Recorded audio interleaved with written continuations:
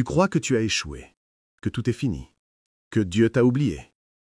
Mais laisse-moi te dire ceci. Ce que toi tu appelles un échec, Dieu l'appelle une préparation. Il n'a pas permis cette chute pour t'humilier, mais pour t'équiper pour la victoire qui vient. Tu vois, il y a des portes que tu n'aurais jamais franchies sans ce que tu viens de traverser. Des leçons que seule la douleur pouvait apprendre. L'échec n'est pas une fin. C'est une étape, un passage obligé vers quelque chose de plus grand. Alors, sèche tes larmes, relève-toi. Ce n'est pas terminé. Dieu écrit encore ton histoire. Et la prochaine page s'intitule « Victoire ». Abonnez-vous, aimez et partagez afin d'apporter l'évangile de Jésus-Christ aux nations, car il y aura plus de joie dans le ciel pour un seul pécheur qui se repent. Que la bénédiction de Dieu soit votre partage dans le nom puissant de Jésus-Christ. Amen. Celui qui compte réussir doit penser aussi à l'échec. Beaucoup ont perdu leur saison, et j'espère que ce n'est pas toi. Beaucoup ont perdu leur saison parce qu'ils avaient échoué face à un projet. Ils avaient échoué dans un domaine quelconque. Et donc ils étaient tellement découragés, tellement affaiblis, tellement affectés. C'était tellement foudroyant pour eux cet échec qu'ils ont été incapables de se relever pour avancer. Ils ont été incapables de croire encore que c'était possible. Certains, après un seul échec, se sont dit, il n'y a plus rien à espérer. Mais pourquoi on se décourage? Pourquoi on s'arrête? Pourquoi on se dit, ça n'aurait pas dû arriver? Et pourquoi on manque de la force d'avancer après l'échec? C'est parce qu'on ne s'est pas préparé à l'échec. Celui qui veut réussir se prépare à l'échec. Les échecs ne doivent pas te faire honte. Christ lui-même n'en a pas eu honte. Il a appelé le monsieur, il dit, viens, je vais te toucher pour une deuxième fois. Et cette fois-là, le monsieur dit, ah, je vois maintenant. Frère, ma soeur, tu ne dois pas avoir honte de rebondir même si tu es tombé. Et même si tu tombes 4 fois, rebondis encore. Même si tu tombes 10 fois, lève-toi encore. Ce n'est pas encore terminé parce que la saison est encore là. Ne laisse personne te décourager et te laisser à terre. Tu as échoué une fois, tu as échoué 15 fois, la réussite viendra une fois. Ça tombe sur une âme. Celui qui vit des échecs et qui avance, qui reçoit son succès par des échecs, aura un succès solide. Parce que les hommes échecs, je les appelle comme ça, les hommes échecs pensent que quand on échoue, c'est qu'on est un échec. Mais les champions savent que échouer ne veut pas dire qu'on est un échec. Échouer veut simplement dire que j'ai fait des mauvais calculs, mais ça peut toujours marcher. Je peux toujours changer des calculs.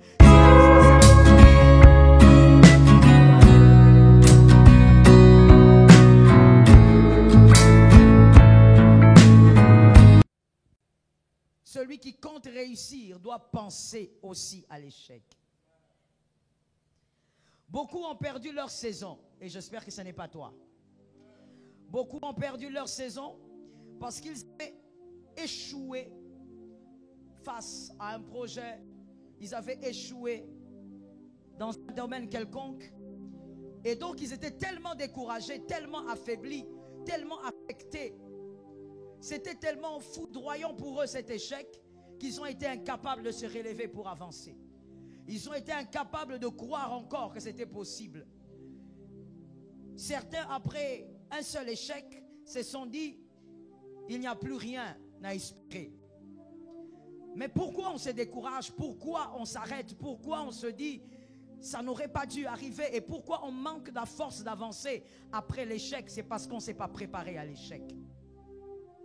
Celui qui veut réussir se prépare à l'échec. Un homme de réussite doit savoir qu'un échec ne définit pas votre saison. Il ne faut jamais laisser un échec, 2 échecs, 3 ou même 10 définir votre saison.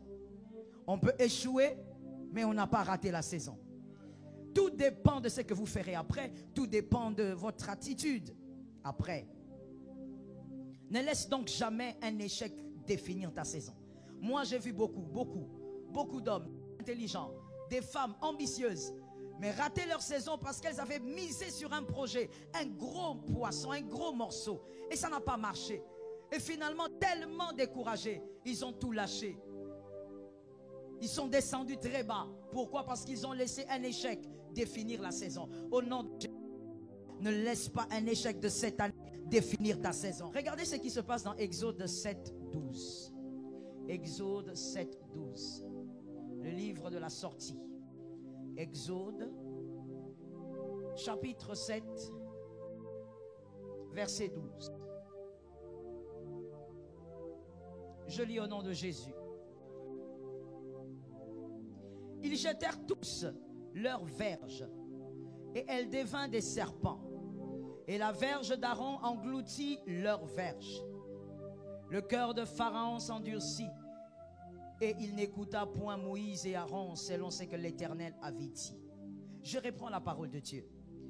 Et je me limite au verset 12. Exode 7, 12. Ils jetèrent tous leurs verges, et elles devinrent des serpents. Et la verge d'Aaron engloutit leurs verges. Parole du Seigneur. Quand nous lisons ce verset, nous voyons clairement, il n'y a pas à discuter, c'est que, pour celui qui ne connaît pas l'histoire, c'est l'histoire de Moïse. Moïse est devant les magiciens de Pharaon. Et donc, Moïse jette sa verge qui devient un serpent. Et les magiciens de Pharaon qui disent, tu n'as rien fait. C'est pas extraordinaire. Regarde, nous aussi, on va te le prouver. Eux aussi ont jeté leur verge. Devenu aussi des serpents. Mais seulement la verge de Moïse a avalé, ou le serpent de Moïse a avalé les serpents de Pharaon. C'était donc là la réussite de Moïse. Quand Moïse et Aaron ont vu ça, que quelqu'un m'entende bien, parce que tu es obligé de réussir cette année. Quand Moïse et Aaron ont vu ça, Moïse et Aaron ont dit yes, ça marchait. C'est que nous sommes des hommes de réussite. C'est que nous allons vaincre. C'est que Dieu a dit là. Ça va marcher très simplement. Ça sera comme sur des roulettes. Ça va marcher parce que ça déjà, c'est une preuve que nous sommes des hommes de réussite. Dieu a donné à Moïse et à Aaron une réussite. Et c'était une réussite. Mais seulement, Dieu n'avait pas dit à Aaron et à Moïse qu'après cette réussite, il y aura plusieurs plaies, plusieurs prodiges, mais qui ne donneront pas les résultats escomptés. Et donc, Moïse a accompli plus de 8 plaies en Égypte, mais ça ressemblait à un échec. Pourquoi? Parce qu'à chaque plaie, le pharaon ne donnait pas à Moïse ce qu'il voulait. Moïse a fait la première plaie, ou le premier prodige. Rien n'a marché. Le prodige a marché, mais le pharaon n'a pas cédé. Apparemment, échec, oui ou non? Je n'entends pas. Toi, tu dirais que c'est une réussite? Un échec. Deuxième plaie, il frappe encore. Le pharaon est tremblant, mais ça ne marche pas. Le peuple ne sort pas. Il est allé jusqu'à 9 plaies comme ça. Donc, Dieu n'avait pas dit à Moïse que malgré ce que tu as vu, malgré cette réussite, après ça, monsieur, tu vas pleurer. Monsieur, tu vas souffrir. Ça va ressembler à des échecs. Tu vas faire des choses qui ne vont pas te donner les résultats que tu attends. Mais pourquoi Dieu a-t-il permis ça? Parce que Dieu prépare aussi à l'échec. Dieu vous prépare à l'échec, pourquoi? Parce que vous devez savoir que l'échec ne doit pas vous définir votre façon de voir la vie.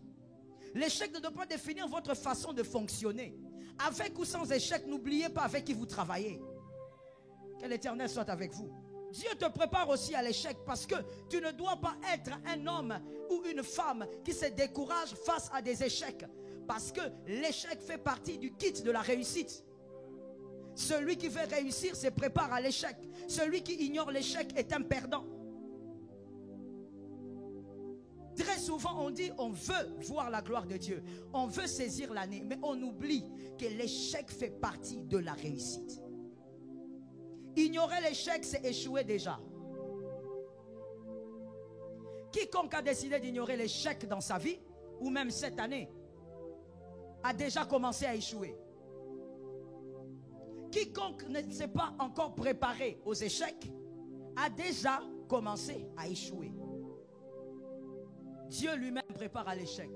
Parce que ce sont des choses que vous vivrez. Et Dieu ne veut pas que lorsque tu échoueras, que tu restes à terre. Voilà pourquoi il te prépare à ça. Voilà pourquoi il a amené Moïse à vivre toutes ces choses. Oh, Dieu savait que le pharaon allait simplement céder quand le fils aîné allait mourir. Mais Dieu a fait attendre Moïse pendant des mois. Seigneur, mais pourquoi tu fais ça? Quand tu peux résoudre le problème facilement? Parce que Dieu doit préparer le champion aux échecs. Celui qui vit des échecs et qui avance, qui reçoit son succès par des échecs, aura un succès solide. Tu dois être préparé aux échecs. Tu dois savoir qu'avec Dieu, c'est possible. Le Dieu qui réussit avec toi, c'est le Dieu qui est avec toi dans l'échec aussi. Des fois, on pense que quand on échoue, Dieu n'est pas là.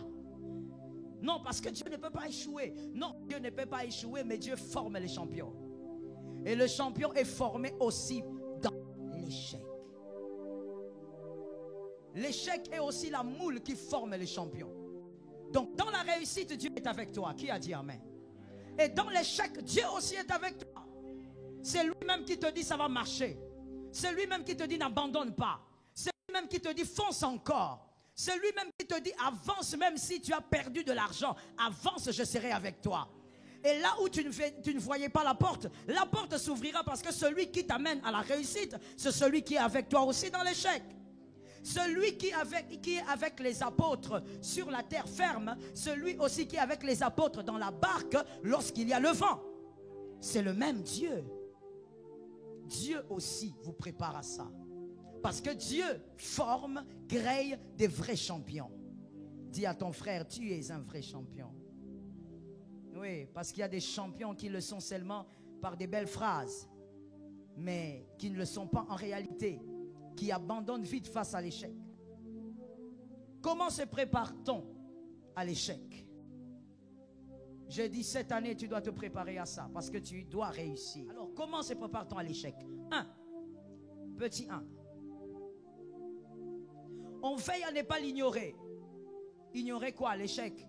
On veille à ne pas ignorer l'échec. Prenez Marc 8, 22 à 25. Marc 8, 22 à 25.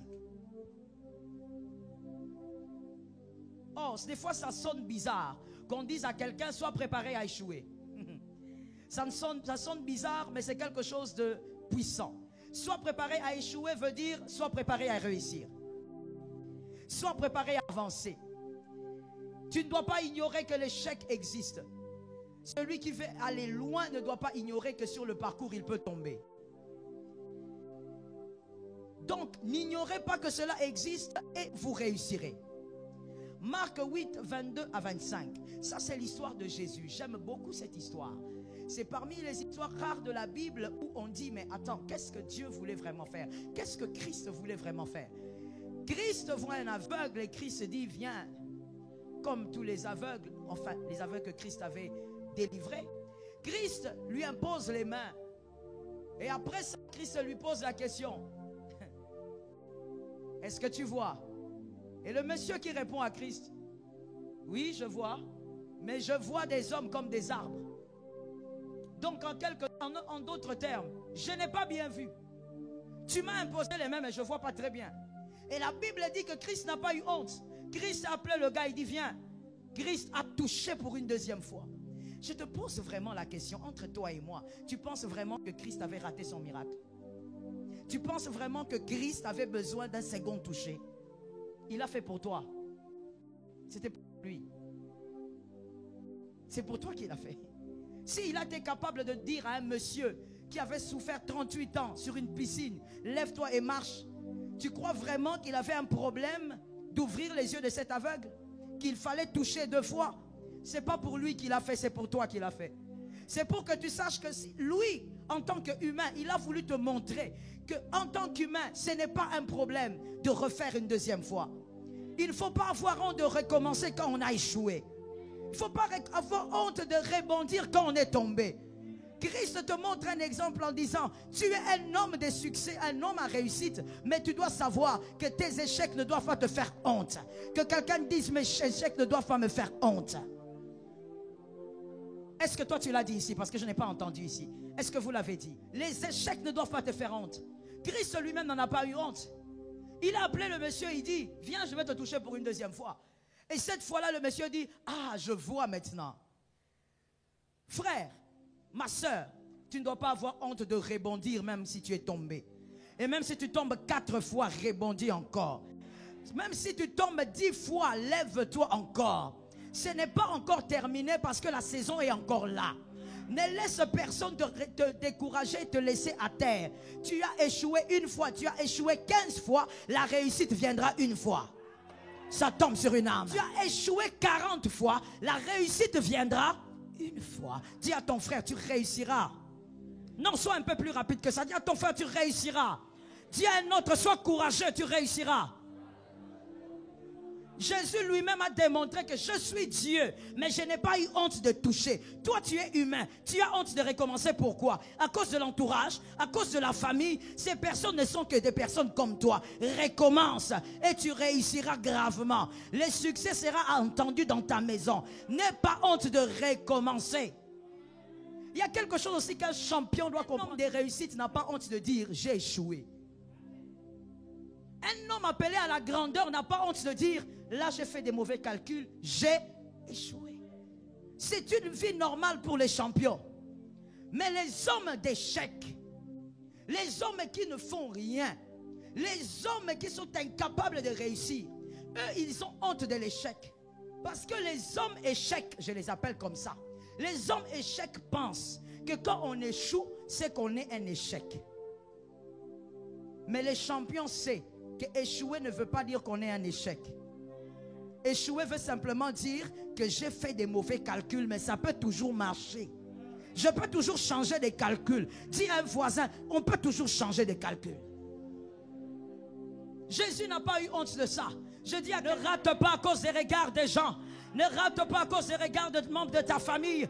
Concentre-toi sur la force qui est en toi. Concentre-toi sur le Saint-Esprit. Rebondis au même endroit, ça va marcher. Je dis à quelqu'un, rentre au même endroit et saute encore. Ah, ça tombe sur toi, c'est gratuit. Rentre encore et saute encore. Saute plus haut, ça va marcher. D'ailleurs, des fois, il faut échouer une fois pour bien rebondir. Pour bien faire les calculs exacts. Est-ce que quelqu'un entend? Tu ne dois pas avoir honte de recommencer. Tu ne dois pas avoir honte de reconnaître que tu as échoué. Ce n'est pas une honte, c'est une qualité. Cela démontre que ta tête fonctionne, tu réfléchis. Celui qui ne réfléchit pas, il aura honte de tout. Et d'ailleurs, pourquoi as-tu honte de recommencer? Ta vie ne dépend pas des hommes. Ça tombe dans la maison de qui? Ta vie ne dépend pas des hommes. Ta vie dépend de Dieu. Christ n'a pas eu honte de recommencer, recommence. Et il a fait pour toi, je te le dis. C'était pas pour lui, c'était pas parce qu'il était faible. C'était pas parce que Christ pouvait rater un miracle. Il ne peut pas rater un miracle. Il a fait pour que toi tu saches que tu ne dois pas avoir honte de recommencer. Qui que tu sois. Pour ne pas échouer, tu dois comprendre ça. Tu dois comprendre que l'échec est une évidence pour un homme de réussite. Que l'Éternel nous fasse grâce. La deuxième chose à intérioriser dans ton âme, le fait que l'échec est l'apanage des hommes qui agissent. Tu dois l'intérioriser, le garder en toi et le dire à tes enfants. Enseigne à tes enfants que celui qui échoue, c'est celui qui agit. Si tu n'agis pas, tu ne peux pas échouer. Si tu ne fais rien, tu ne peux pas échouer. Voilà celui qui ne fait rien, c'est qu'il fait. Parce que celui qui ne fait rien fait quand même quelque chose. Celui qui ne fait rien critique celui qui fait. Celui qui ne fait rien critique les échecs de celui qui fait. Celui qui ne fait rien critique les échecs de celui qui agit. Mais je dis à madame, à mademoiselle, monsieur, si vous échouez, c'est parce que vous faites quelque chose. Alors continuez à faire ce que vous faites. L'Éternel est avec vous. Il y a quelque chose qui se passe dans Matthieu 14, 30. J'aime ta foi de ce matin. Ça me fait plaisir. Que Dieu garde cette foi-là. Matthieu 14, 30. Ce qui se passe dans Matthieu 14, 30, c'est que le fameux Paul, l'apôtre Paul, le grand Paul, la Bible dit, plutôt le fameux Pierre, excusez-moi, le fameux Pierre, l'apôtre Pierre, la Bible dit qu'il marchait sur les eaux et à un moment donné, il a commencé à s'enfoncer. Il a commencé à s'enfoncer. Pourquoi il s'est enfoncé? Parce qu'il marchait sur les eaux. On peut se moquer. Voilà ce que nous disons aujourd'hui. Oh Pierre, quel manque de foi vraiment. Jésus était en face de toi. Pourquoi tu as commencé à t'enfoncer? Frère, toi tu critiques Pierre, lui il a marché, toi tu n'as pas marché. C'est ce que nous vivons tous les jours. C'est ce que tu vis tous les jours. Celui qui te critique, il n'a pas marché, c'est toi qui as marché. Mais tout ce que lui voit, c'est comment tu as pu t'enfoncer. Un grand garçon comme toi. Mais il ne voit pas le fait que tu as fait ce que lui n'a jamais fait. Tu as marché sur les eaux. Lui n'a jamais marché sur les eaux. Le critiqueur, vous savez, il y a des critiques constructives. C'est bien. Mais il y a des critiques, bien aimés, qui sortent des personnes que vous ne devez même pas écouter. Ce sont des distractions. Il te critique parce que tu es en train de t'enfoncer, alors que lui n'a jamais fait d'effort pour marcher sur les eaux. Lorsqu'une personne te critique, mon frère, des fois, au lieu de t'agiter, de te plaindre, regarde d'abord qui parle. Que quelqu'un dise à son frère, il faut regarder qui parle. Celui qui est en train de te critiquer n'a jamais fait ce que toi tu as commencé de faire. Et ce qui est étrange, c'est que tu te mets même à pleurer, tu te mets à te plaindre. Tu commences à t'inquiéter. Voilà ce que le frère Lionel pense. Voilà ce que tel pense. Est-ce que celui qui te critique a déjà fourni les efforts que toi tu fournis? Il n'a jamais fait ce que toi tu fais. Et toi tu te plais à te plaindre ou à regretter. Écoute, celui qui te critique alors qu'il n'a jamais fait les efforts que toi tu as eu à faire est une distraction. Alors ne te laisse pas distraire. Parce que celui qui se laisse distraire, c'est celui qui n'a rien à faire. Or, toi, tu agis. Si tu échoues, c'est parce que tu agis. Tu ne fais pas partie des hommes distraits. Tu n'as pas le temps pour ce genre de critiques. Ne laisse même pas tes oreilles entendre ce genre de critiques. Lorsque quelqu'un te critique, regarde la personne très bien. Regarde-la. Même si elle habite en France, regarde-la. Quelle est sa vie? Si la personne n'a jamais fait les efforts que toi, tu as eu à faire, ferme tes oreilles et avance avec le Seigneur. Des fois, nous pleurons pour des choses vraiment bizarres. Même le Seigneur regarde et dit, regarde comment cet enfant est bizarre. Comment toi tu peux te plaindre parce que celui qui te critique dit, regarde, tu n'as rien fait. Tu es un grand garçon, tu fous rien de ta vie. Tu as 35 ans. D'accord, mais toi tu as quel âge? Qu'est-ce que tu as fait de ta vie? Il n'a jamais fait ce que toi tu as eu à faire. Mais tu pleures parce qu'il te critique. Frère, c'est que tu es un aventurier. Celui qui te critique alors qu'il n'a pas fait ce que toi tu as eu à faire est une distraction. Sors de la distraction. Ne te laisse pas distraire par ces genres de phrases. Lorsque toi tu marches sur les eaux et même si à un moment donné tu vis un déséquilibre, tu commences à t'engloutir, toi au moins tu as marché sur les eaux. Alors lorsque le Seigneur de gloire te sortira de là, marche encore. Est-ce que quelqu'un m'entend très bien? Lorsque tu échoueras cette année, parce que ça arrivera, à moins que tu sois une femme d'échec, à moins que tu sois un homme d'échec, mais si tu es un champion, ça arrivera cette année, tu échoueras. Et quand ça arrivera, rappelle-toi de cet enseignement. Avance, lève-toi et dis-toi, si j'ai échoué, c'est parce que je marche. Si j'ai échoué, c'est parce que j'agis. Si j'ai échoué, c'est parce que je fais quelque chose. Alors, celui qui ne nage pas ne peut pas se noyer. C'est parce que tu nages qu'à un moment donné, tu peux avoir peut-être le vertige et tu commences à te noyer. Mais celui qui a décidé de rester au bord de l'eau et de contempler les et de critiquer ne se noie pas. Toi, continue d'agir. Est-ce que quelqu'un m'entend bien? Lorsque tu entendras des critiques, si ce sont des critiques constructives, gloire à Dieu. Prends ce que tu peux prendre pour t'édifier. Prends ce que tu peux prendre pour te corriger. Mais des critiques des personnes qui sont là seulement à regarder les autres et à critiquer ce qu'ils font, tu n'as pas le temps pour ça. Ne passe même pas ton temps à causer avec quelqu'un comme ça. Je t'ai enseigné sur les relations toxiques. Ne passe même pas ton temps à causer avec quelqu'un comme ça. Préserve tes minutes. Tes minutes sont précieuses. Je parlais à qui?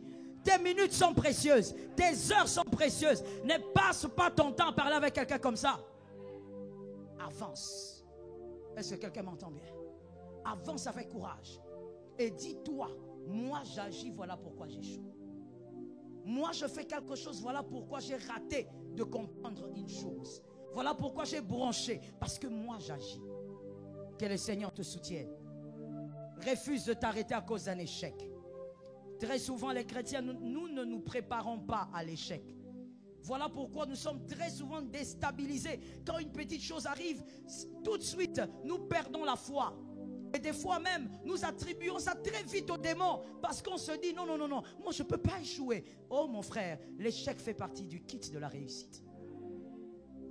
Ah oui, tu ne peux pas réussir sans échouer. Ça doit arriver. Et heureusement que celui qui t'accompagne sera là. C'est comme ça que David peut dire, quand je traverse la vallée, qui est là? Je ne t'entends pas. Qui est là? Il est avec moi. L'Éternel est avec moi. David ne dit pas, je suis au sommet, tout le temps au sommet. Non. David dit, il y a un moment où je vais traverser la vallée. Mais il sera là. Tu dois comprendre cette dimension-là. L'échec est une réalité. Et ce n'est pas diabolique. Il ne faut pas prêcher quelque chose d'incorrect. Ce n'est pas diabolique. Que l'Éternel nous fasse grâce. Que l'Éternel soit béni. Comme je le disais, on n'échoue pas parce qu'on est un échec. On échoue parce qu'on agit. Oh Saint-Esprit. Oh Saint-Esprit. On échoue parce qu'on agit. Des fois même dans nos familles, en grandissant, il y a des gens qui ont eu le malheur d'être avec des parents qui, à chaque fois qu'ils échouaient, c'était la baston. C'était des critiques, des insultes. Comment tu es moins intelligent? Comment tu es incapable? Oh God. Quand on échoue, ce n'est pas parce qu'on est incapable. C'est parce qu'on a été capable de faire quelque chose, mais mal le faire. Ce n'est pas parce qu'on est incapable. Un incapable ne peut pas échouer. Un incapable n'aura rien. Il est dans le néant. Même dans ta façon d'éduquer tes enfants, corrige ça. Est-ce que quelqu'un m'entend? Même dans ta façon de faire grandir tes enfants, corrige cette façon d'éduquer. On n'échoue pas parce qu'on manque d'intelligence. Que l'Éternel nous aide. On n'échoue pas parce qu'on manque d'intelligence. Tu n'échoueras pas parce que tu manques d'intelligence. Mais si tu as échoué, c'est parce que tu as été assez intelligent pour agir. C'est à cause de ton intelligence qui t'a amené à l'acte, qui t'a amené à agir, qui t'a amené à travailler que tu as échoué. L'échec, je veux vraiment que tu retiennes ça comme ça. L'échec est simplement un mauvais calcul. Il faut retenir ça comme ça. L'échec est un mauvais calcul. On a fait un mauvais calcul. On a mal analysé les choses. C'est tout. Mais on n'échoue pas parce qu'on est moins intelligent. Il y a des gens qui se sont refroidis comme ça pour toute leur vie. J'ai vu des femmes intelligentes qui étaient aussi ambitieuses, avaient des projets de vie. Mais après un échec, un seul, c'était fini. Cette femme est redevenue madame, mademoiselle, tout le monde. Toute son intelligence est en elle. Et personne ne peut imaginer qu'en cette femme, il y a autant d'intelligence. Mais pourquoi elle est devenue madame tout le monde? Parce qu'elle se dit, si je n'ai pas été capable de faire ça, c'est que vraiment je ne suis rien. Mais pourquoi ça arrive, bien-aimé? Généralement, c'est à cause de ce que nous avons reçu. À cause de nos présupposés. À cause de ce que nous avons reçu quand nous étions enfants. L'éducation communiquée. On a tellement répété que tu étais incapable. Quand tu deviens adulte, tu essayes une fois, ça ne marche pas. Tu dis voilà, mon père avait finalement raison. Ma mère avait finalement raison. Mes frères avaient raison. Je suis vraiment incapable. Comment je n'ai pas pu avoir ce travail? Je dis à quelqu'un, tu peux toi-même te reprogrammer. Ça tombe sur moi. Tu peux toi-même te reprogrammer. Quand on est adulte, on peut se reprogrammer. Que la parole de Dieu de ce matin te reprogramme. Dis à ton frère, sois reprogrammé. Tu es trop lent. Dis à ton frère, sois reprogrammé. Tu peux toi-même te reprogrammer. On te l'a dit quand tu étais enfant, mais quand tu grandis, et même quand tu rates 4 embauches, tu dis, je suis toujours intelligent. Et si j'ai raté ces 4 embauches, c'est parce que je suis allé chercher du travail. Et chercher du travail, c'est de l'intelligence. Ça va marcher même à la 5e fois. Tu peux toi-même te reprogrammer. Ne laisse pas les phrases de l'enfance t'influencer aujourd'hui. Ah, que quelqu'un dise c'est dépassé ça. J'aime de ce côté à la foi. Que quelqu'un dise c'est dépassé ça. C'est dépassé. de te laisser influencer par les phrases qu'on te disait quand tu étais bébé, quand tu étais enfant, quand tu étais adolescent. C'est dépassé. Même si tout le monde t'a dit que tu étais moins intelligent, toi-même tu sais que tu es intelligent. Dis-toi que tu es. Je vais te l'expliquer. Simplement, calcul simple, 1 plus 1 égale 2. Écoute, tu es converti, oui ou non? Tu as compris que le péché est une sottise, oui ou non? Tu as compris que le ciel est une grande valeur, oui ou non? Tu as compris que c'est l'essentiel, oui ou non? Tu es intelligent. C'est ça même la haute intelligence. De comprendre que cette vie va s'arrêter. Il y a une autre vie après celle-ci. Hier, on était en train de m'envoyer une photo d'un gamin, il a à peine 24 ans, et il est mort. Je regardais, je dis, ah, la vie. Bien aimé, c'est une intelligence que de savoir, cette vie n'est pas tout ce qu'il y a. Et tu peux partir à n'importe quel moment. Choisir Jésus est une grande intelligence. Si tu as été intelligent pour choisir Jésus, c'est que tu es intelligent, mon frère. Reprogramme-toi toi-même. Commence la reprogrammation. Que personne ne te convainc que parce que tu auras échoué 15 fois, je dis bien 15 fois cette année, c'est que tu es un échec ou que tu es moins intelligent. Tu y es intelligent. Et ça finit toujours par marcher.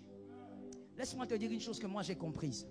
Lorsque je fais une chose, elle échoue une fois, elle échoue 2 fois, je comprends que la réussite est derrière. Je m'oblige moi-même à ne pas m'arrêter. Parce que quand je sens l'odeur de la réussite, je ne m'arrête pas.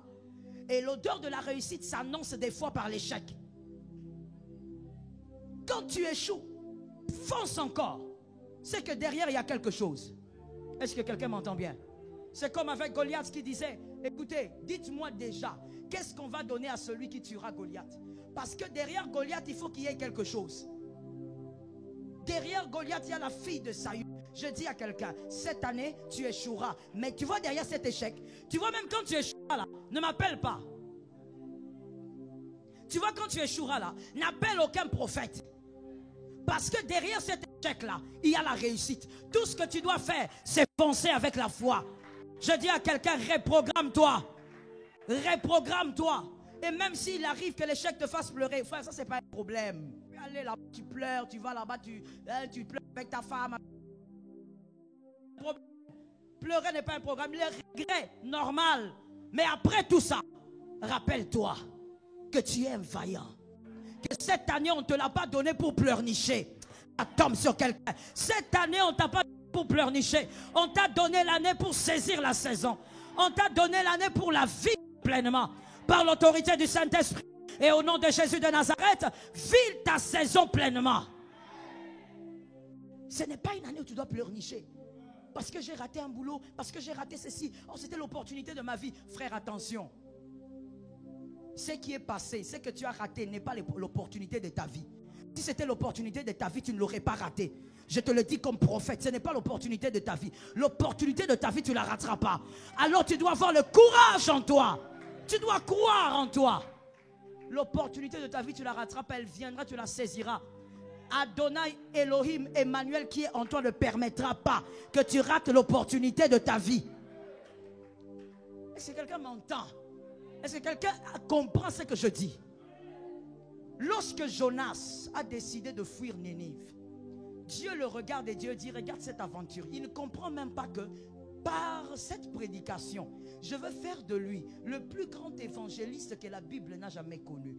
Celui qui va prêcher peu et toute une ville va se convertir. Est-ce que Jonas comprend? Non, Jonas ne comprenait pas. Parce que Dieu ne lui avait pas dit tout ça. Qu'est-ce que Jonas fait? Jonas fuit l'opportunité de sa vie. Mais quand Jonas fuit l'opportunité de sa vie, Emmanuel est Emmanuel. Kéma. Emmanuel reste Emmanuel. Emmanuel reste Dieu. Emmanuel récupère la situation. Il dit, Jonas, tu as fui. Jonas entre dans la barque. Emmanuel commence à bouger la barque. Frère, si tu rates l'opportunité de ta vie, Emmanuel va bouger la barque. Ça tombe sur ta vie. Emmanuel a bougé la barque. Finalement, ils ont dit non, non, non, non, non. Ici, ça ne va pas. Lui-même, Jonas a dit, jetez-moi. On prend Jonas, on le jette dans l'eau. Emmanuel envoie encore le poisson. Et le poisson va vomir Jonas à Ninive. Parce qu'un homme de réussite, Dieu ne permet pas qu'il rate l'opportunité de sa vie. Tu ne rateras pas les opportunités de cette année. Par l'autorité du nom de Jésus. Même si les échecs viennent, n'oublie pas que ces échecs ont un nom. La préparation à la réussite. Est-ce que quelqu'un m'entend bien? Est-ce que quelqu'un m'a capté? Que l'Éternel soit béni. La troisième chose à intérioriser. Je suis à la troisième, n'est-ce pas? La troisième chose à intérioriser. Le Saint-Esprit, maintenant il s'agit de lui, le Paraclet. Le Saint-Esprit utilise aussi l'échec comme un professeur qui vous apprend l'humilité. Le Saint-Esprit va utiliser l'échec et il utilise souvent l'échec comme un professeur qui va vous enseigner l'humilité. Par l'échec, tu apprendras à rester humain. Comme tu es un homme de réussite, comme tu es un homme à succès, si le Saint-Esprit ne t'apprend pas l'humilité, tu vas naviguer dans l'orgueil. Et tu croiras que tout ce que tu es, c'est grâce à ton intelligence. C'est grâce à ta force. Alors le Saint-Esprit permettra que plusieurs fois, tu places ton intelligence, tu mets ton intelligence en jeu, mais ton intelligence t'amène quand même à l'échec. Plusieurs fois, tu vas utiliser ta sagesse, mais le Saint-Esprit permettra que tu échoues, afin que tu apprennes l'humilité. L'échec est un professeur aussi d'humilité. Par l'échec, tu apprendras à rester homme, à rester humain. Et par l'échec aussi, tu apprendras à respecter les échecs des autres. Lorsque quelqu'un échouera, tu vas trouver un héros, tu ne vas pas trouver un fainéant. Tu ne vas pas le traiter de fainéant, mais tu vas respecter ses efforts. Parce que toi-même, tu auras déjà échoué. L'échec te maintient dans l'humilité. Le Saint-Esprit utilise l'échec pour te maintenir dans l'humilité. Afin que tu saches aussi, vous savez bien aimé, celui qui vient de très bas, que le Seigneur a pris, le Seigneur a utilisé son intelligence, sa force, sa sagesse. Et le Seigneur l'a amené haut. Cette personne-là respecte tout être humain. Qui comprend? Il respecte tout être humain. Même s'il voit en face de lui quelqu'un de très pauvre, un démuni, il aura du respect pour lui. Parce que cet homme sait qu'on peut être un démuni comme ça et monter très haut par la main de l'Éternel. Celui qui vient en bas respecte ceux qui sont en bas. Est-ce que quelqu'un m'entend? Celui qui a vécu des échecs va respecter aussi les hommes qui échouent. Parce qu'il sait que c'est le même chemin qui amène à la gloire. Le chemin qui l'a amené à la gloire est le même que les autres sont en train d'emprunter. Le Saint-Esprit t'apprendra l'humilité. Oh Lord, quand j'y pense. Quand tu fais des choses, ça réussit, ça réussit. Le Saint-Esprit te regarde, attends. À un moment donné, tu dis, ça aussi, ça va marcher. Quand tu essayes comme ça, il frappe. Échec total. Tu dis, Seigneur, où est-ce que j'ai raté? Seigneur, où est-ce que j'ai mal fait les choses? Où est-ce que les calculs ont raté? Tu échoues. Pourquoi? Parce qu'il a décidé que tu devais apprendre l'humilité. Il a senti que tu commençais à monter un peu trop. Tu as cru que c'était par ta force. Bien-aimé, dans le ministère, oh Lord, ça me fait rire parce que ça me fait remonter même des émotions. Au début de mon ministère, le Seigneur m'a amené dans un rythme de beaucoup de jeûnes et de beaucoup de retraites. Mais je faisais beaucoup plus de jeûnes. Je pouvais faire 1 mois, 2 mois. J'étais dans les jeûnes de plusieurs types. Et donc, le Seigneur, par sa grâce, avait permis que certaines choses se fassent. Et moi, je te le dis, je préfère parler de moi au lieu de parler d'un pasteur voisin. Je parle de moi, de ce que moi je maîtrise. Et donc, moi je me disais, c'est à cause de mes jeûnes que certaines choses se faisaient. C'est à cause de mes prières de 14 jours à sec que certaines choses se faisaient. Je voyais avec Dieu des prodiges, pas des miracles, des prodiges. Quelqu'un qui n'a pas, permettez-moi le terme, qui n'a pas de sexe, le sexe apparaît. Après ma prière, le sexe apparaît. Des prodiges, des choses prodigieuses. Pas 2, pas 5, plusieurs. Et donc j'ai commencé à croire que c'était à cause de mes jeûnes. Je disais, ok, pour moi je pensais que c'était 2 plus 2 égale 4. Donc il faut que je fasse ça. Si je fais ça, il y aura ça. Ah, Dieu m'attendait. Ah oui, Dieu va t'apprendre l'humilité. Dieu me regardait, il ne disait rien. Je recevais des prophéties pour les autres. J'ai donné aux autres. Mais à moi-même, Dieu ne me disait pas que petite, tu fais des faux calculs. Non. Il m'a appris dans le tas. Et pendant que je croyais que c'était à cause des prières, des jeûnes, des retraites et tout ça, je me rappelle un jour, j'avais une activité, je dis, comme d'habitude, ce n'était pas nouveau pour moi. Je vais donc préparer ça dans le jeûne. Et je me dis, je veux maintenant faire 20 jours. Je vais jeûner. Je me rappelle que mon mari m'a dit que ce n'était pas bon même pour ma santé à l'époque. J'ai dit non, je vais préparer mon activité. Je suis allé jeûner, mon frère. Je ne buvais que de l'eau. Je ne buvais que de l'eau. Je priais.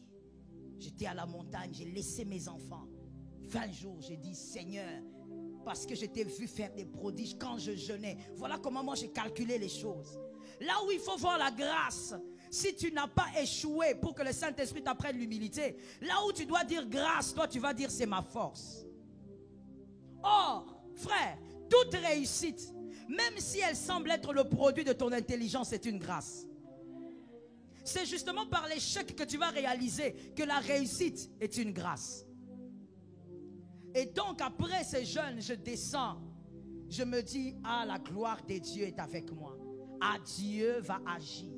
Oh, Dieu va faire ce qu'il avait déjà fait. Et même plus. Mais quand je viens dans l'activité, bien-aimée, premièrement, le Seigneur m'enseigne par une chose. C'est que quand j'arrive dans l'activité, jusqu'à la fin, il n'y avait même pas la moitié des personnes que j'attendais. Deuxièmement, il n'y avait aucun miracle visible. Moi qui étais habitué aux prodiges, il n'y avait rien.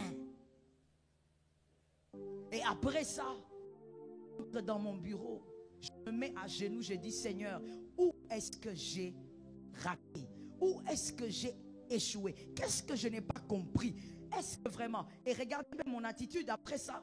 Je dis encore à mon mari, je vais encore aller en jeûne. Parce que le Seigneur doit m'expliquer pourquoi ça n'a pas marché. Et il m'a dit, tu n'as pas besoin d'aller en retraite. Je crois que tu dois prier ici. Demande-lui, il va t'expliquer. J'ai commencé à prier. Je dis, c'est quoi? Et le Seigneur m'a dit, toutes ces choses n'arrivent pas parce que tu jeûnes. Le jeûne, c'est pour toi. C'est le bien que ça doit faire à ton esprit. Mais ces choses arrivent parce que je suis Dieu dans la vie de ces gens. Dieu ce jour-là m'a appris l'humilité. Il m'a appris à comprendre que quand je vais préparer une activité, c'est d'abord pour mon âme et ensuite pour prier pour le peuple de Dieu. Mais ce n'est pas une monnaie d'échange. Je jeûne et puis lui il me donne des prodiges. Dieu t'apprendra l'humilité. Il va t'amener à comprendre par certains échecs que toi tu es petit, celui qui est grand. Que ton intelligence là, la même intelligence que tu as utilisée pour réussir. Pourquoi? Il veut te montrer que c'est lui qui donne la réussite. Je n'ai pas entendu. Ou tu n'es pas convaincu que c'est Dieu qui donne la réussite. C'est Dieu qui donne la réussite. Il va t'apprendre que tout ce que tu auras vient de lui. Afin que tu sois délivré de l'orgueil. Au nom de Jésus, alors que tu n'es pas encore au sommet, sois délivré déjà de l'orgueil. Ne permets pas qu'au sommet, Dieu commence à t'enseigner, frère, ça sera très dur. Sois délivré de l'orgueil avant d'arriver au sommet. Donc des fois, quand Dieu permet l'échec, vois ça comme un professeur qui t'enseigne l'humilité. Que tu respectes ce qui vient de Dieu. Que tu ne dises jamais, c'est parce que je suis un bon chanteur que les gens m'acclament. Non, il y a meilleur que toi, mais ils ne sont pas acclamés. Il faut réfléchir aussi, hein, vous savez. Comme vous avez dit, je l'ai d'ailleurs constaté, vous êtes très intelligent. Donc il faut réfléchir. Des fois, vous avez des choses que des hommes plus intelligents que vous n'ont pas. Donc ce n'est pas une question forcément d'intelligence. La grâce. Le Saint-Esprit t'apprendra que tout est... Oh, le pasteur l'avait chanté, non? Tout est grâce. Non, j'ai un salaire de 10 000. Tout est grâce, mon frère. Il y a des hommes qui sont plus intelligents que toi. À l'école, d'ailleurs, ils étaient plus intelligents que toi. Ils ont des plus gros diplômes, mais ils n'ont pas ce que tu as. Le Saint-Esprit va te l'apprendre par les échecs. Est-ce que quelqu'un m'entend? Que l'Éternel nous sauve. Et lorsque ça viendra, quand le Saint-Esprit t'apprendra l'humilité, apprends aussi. Ne rate pas ce cours-là. Si tu rates ce cours, il reviendra jusqu'à ce que tu le comprennes. Et tu peux prendre pour verset Ruth 1,5. Ruth 1,5. Parce que Ruth avait déjà perdu un mari. Quand elle a commencé à vivre avec Boaz, j'imagine qu'elle a commencé à respecter tous les moments qu'elle passait avec Boaz. Parce qu'elle avait réalisé qu'elle pouvait perdre son mari même très jeune. Ce n'était pas par sa force qu'elle gardait cet homme en vie. Et certainement Ruth a commencé à respecter toutes les heures qu'elle passait avec Boaz. Bien-aimé, quand Dieu t'apprend l'humilité par l'échec, oh, quand tu as la réussite, tu élèves Jésus. Quand tu as la réussite, tu célèbres Jésus. Est-ce que quelqu'un m'entend? Quand Dieu t'apprend l'humilité par l'échec, quand il y a la réussite, tu dis Jésus est grand, Jésus est puissant. Tu ne vas pas dire moi, mais tu diras Jésus. Parce que tu sais combien de fois tu as eu à essayer et ça n'a pas forcément marché. Tu avais plus de volonté, mais ça n'avait pas marché.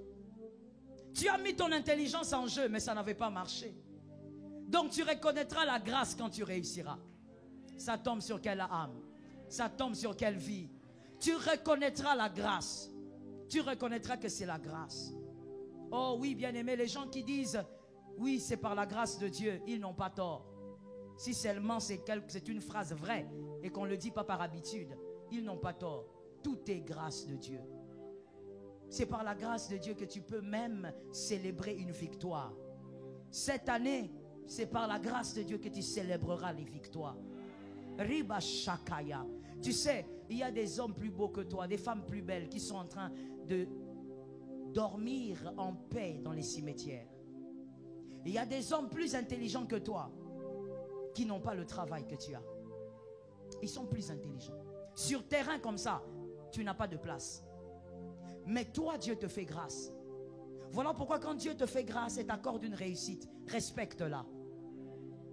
Est-ce que quelqu'un a entendu? Est-ce que je peux parler? Est-ce que je peux parler? Dis à ton frère, écoute maintenant, on veut parler. Quand Dieu t'accorde la réussite, respecte-la. Quand Dieu t'accorde, c'est pourquoi Dieu tue déjà l'orgueil dans la vallée. Quand Dieu t'accorde la réussite, arrête de croire que c'est par ta force. Et arrête de jouer avec la réussite comme tu veux. Arrête de blaguer avec la gloire comme tu veux. Respecte-la parce que c'est par grâce que tu l'as eu.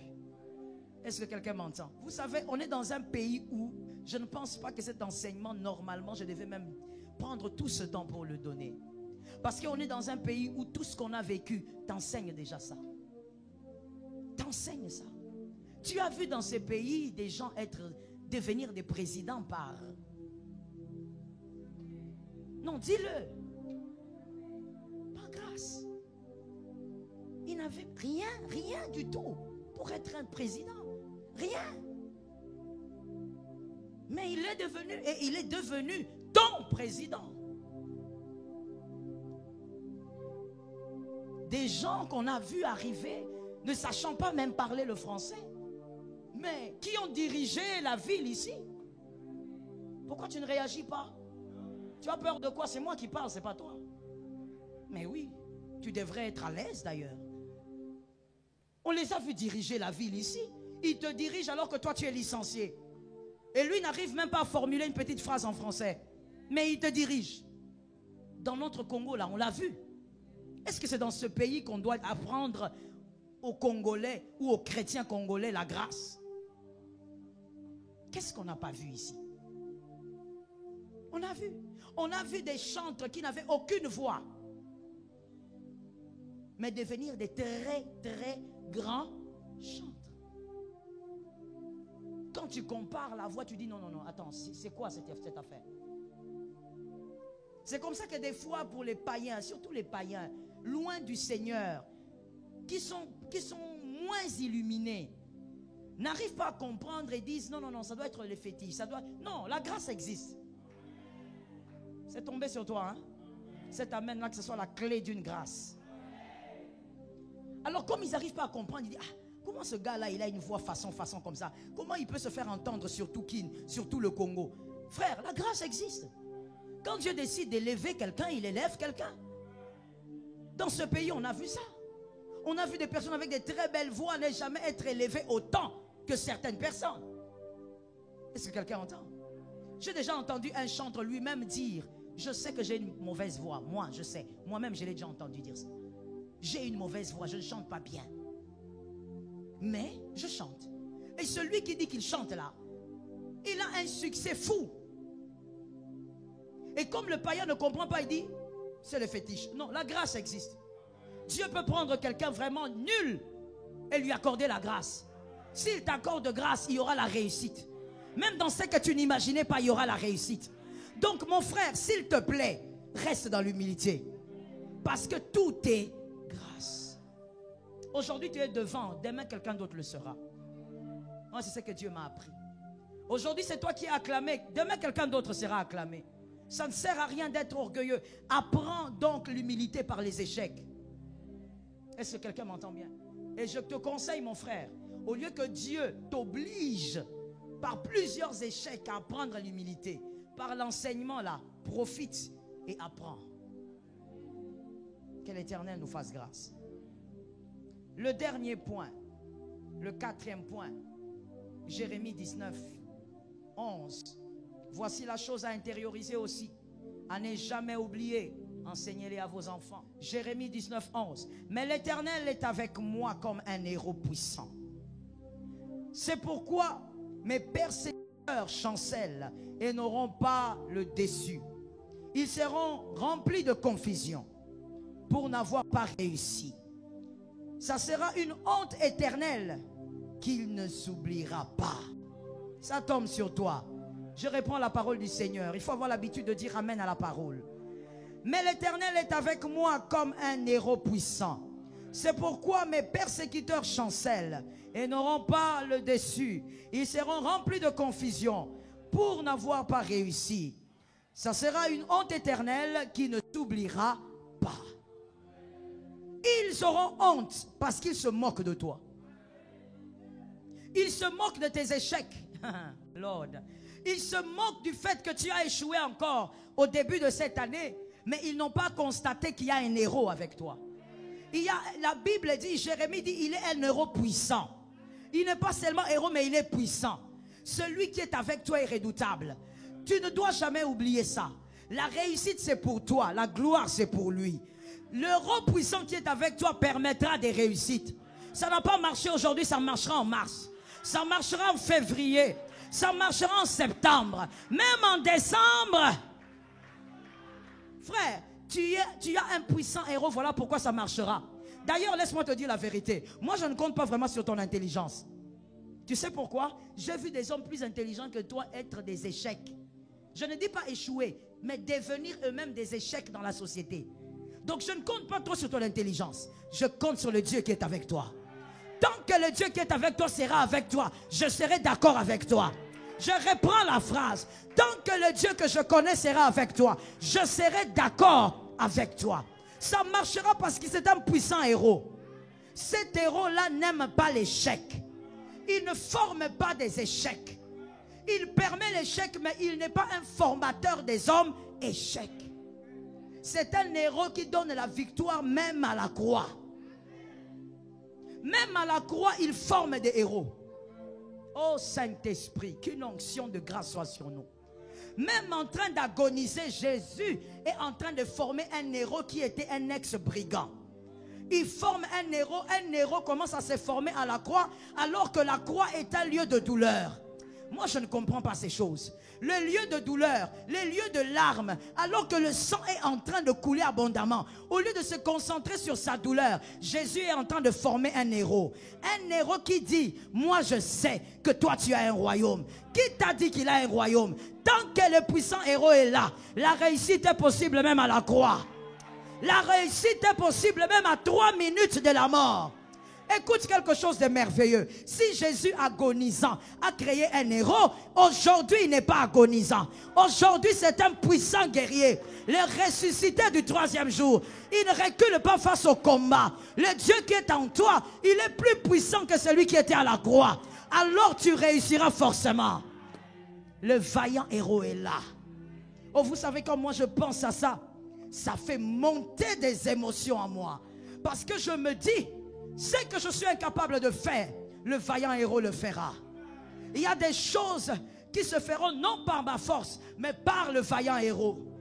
Est-ce que quelqu'un m'entend très bien? Et je vais terminer en te disant ceci. Il faut vraiment que tu réalises que le vaillant héros, il est celui qui accomplit tous ces mystères et toute cette réussite. Ça dépend de lui au fait. Vous savez, quand je suis allé en mission à Lubumbashi, le Seigneur a été fidèle. Le Seigneur était bon, ça s'est bien passé. Et au troisième jour, je crois, je ne sais plus, je ne sais vraiment plus. Mais un soir, c'était tellement bien, je suis rentré à l'hôtel. On est allé me déposer. En arrivant à l'hôtel, j'ai appelé mon mari, je lui ai dit ce qui s'est passé. Il m'a dit, cette nuit, reste en prière et demande au Seigneur de t'aider. Que le Seigneur t'aide à ne jamais prendre sa gloire. J'ai dit oui, je veux prier pour ça. Et pendant que je priais, le Seigneur m'a dit ceci. Comme le jour suivant, ce n'est pas moi qui devais prêcher, c'est quelqu'un d'autre. Le Seigneur m'a dit, tu as vu ce qui s'est passé aujourd'hui? Tu as failli détruire quelque chose. Tu as failli détruire les clauses de notre alliance. Demain, tu appelles le chauffeur. Il va venir te prendre en retard. Tu entres dans la salle en retard. Et quand tu entreras, mets-toi à un endroit où tu ne vas pas déranger le culte. Respecte ça pour que ça te garde dans l'humilité. Parce qu'entre moi et le Seigneur, il y a certaines clauses que je ne peux pas dire ici.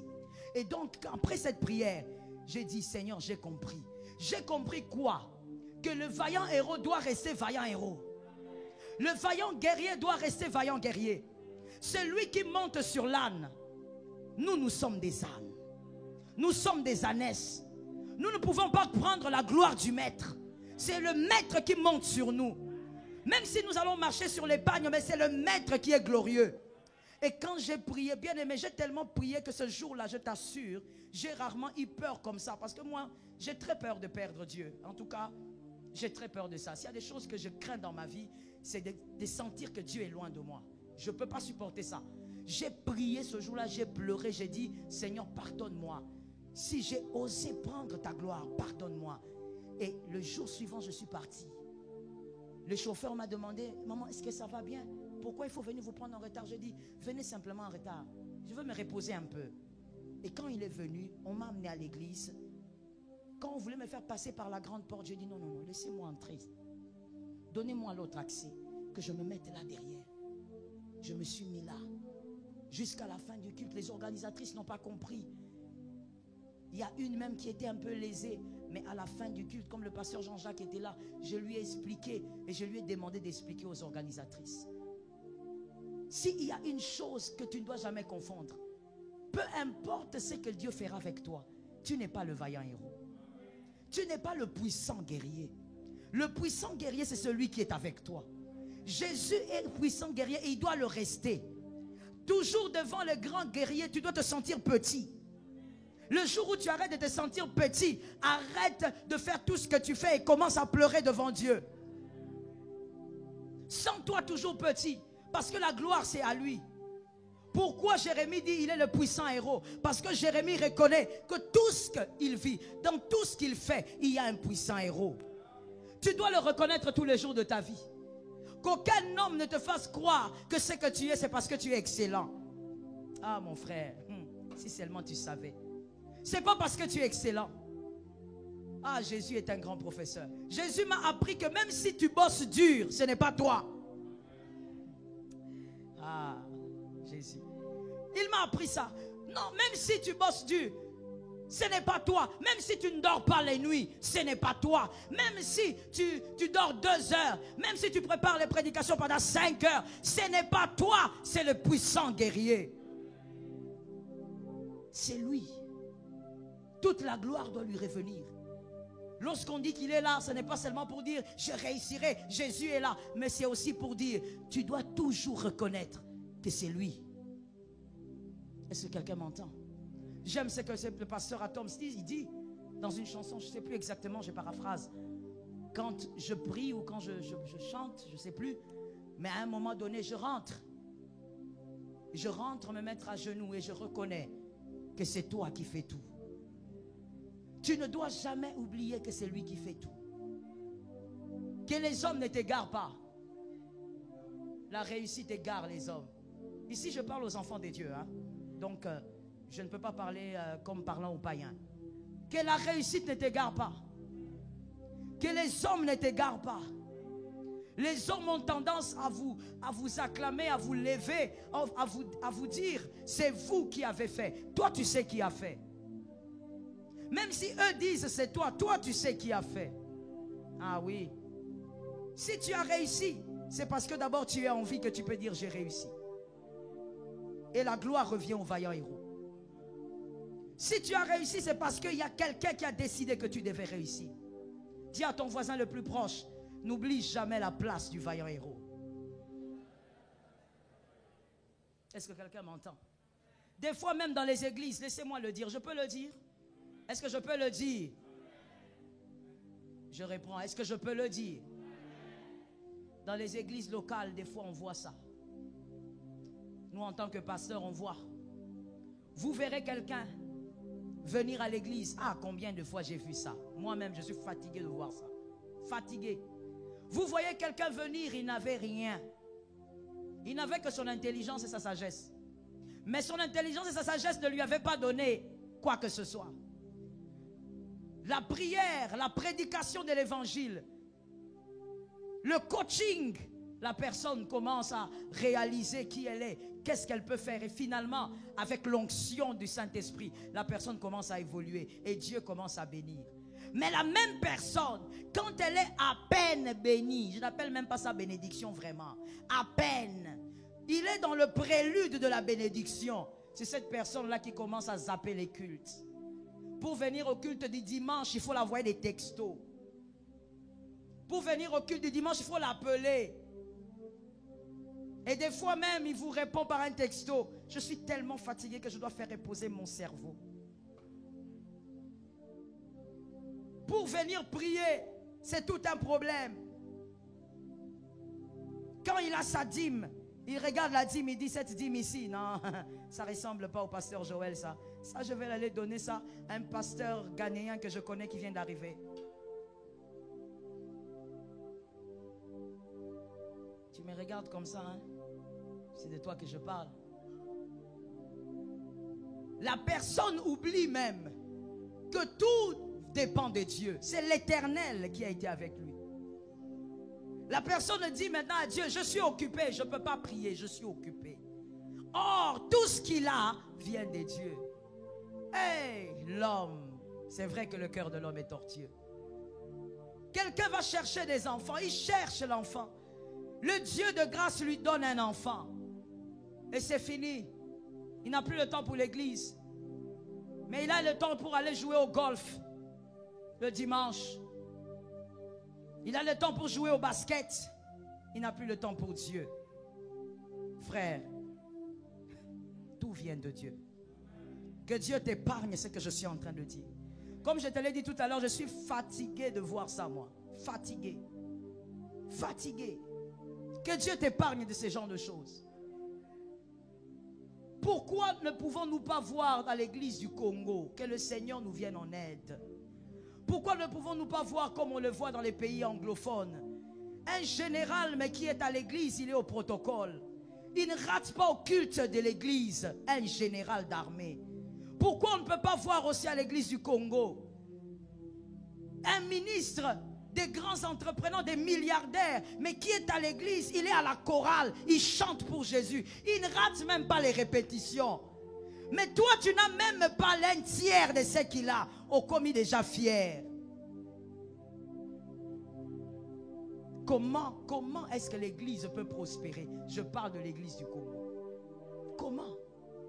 Quand Dieu nous fait goûter seulement les préludes de la grâce, on n'a pas le temps pour Jésus. On n'a pas. Dieu va comprendre, je suis occupé. AVCP comme Maratana Moussala. Et comme Marapé. Donc si tu finis ton travail et tu sors, il y a un vaillant héros. Si tu finis ce que tu as à faire et tu sors, il y a un vaillant héros. Je parle et je parle à quelqu'un sérieusement. Ne fais jamais partie de ces hommes-là. Pourquoi tu n'as pas dit Amen? Et dis un Amen 3 fois. Ne fais jamais partie de ces hommes-là. Respecte Dieu. Aujourd'hui, tu vois comment tu es respectueux. Tu vois même quand je t'appelle, comment tu respectes.